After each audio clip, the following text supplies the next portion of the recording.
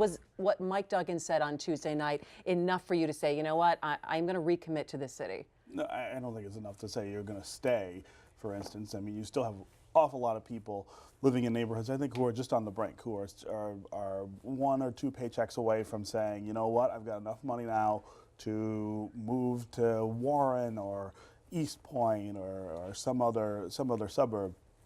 I do think you wanted to hear the mayor talk about your neighborhood, though, and he did. He talked about very concrete, specific things that he's going to do to try to make neighborhoods better. He concentrated a lot on blight, explained how the blight thing is going. He talked about the worker training.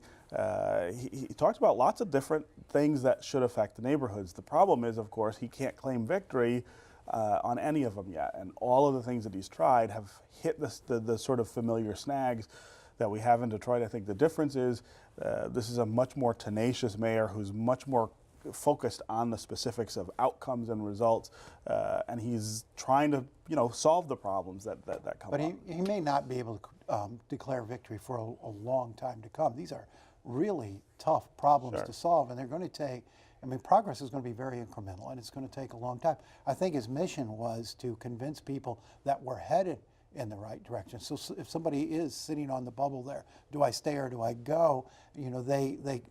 He's got to make them believe that things are going to get better. Yeah, it's not like we're going to sit here and we're going to study, or we know the problem is grave and we're going to slowly move in. It feels like that he's saying, well, look, we're just going to start to do this, and we may not have the results or the numbers right now, but there is a forward momentum here. I liked how he talked about transportation and the buses. We're going to get the buses on time for the first time in 20 years, which is amazing. A low bar. When you think, yeah, it's a low bar. That's what should be happening already. To do it, and that's a pretty bold promise given the history of this bus system, that we're going to service every route and service it on time.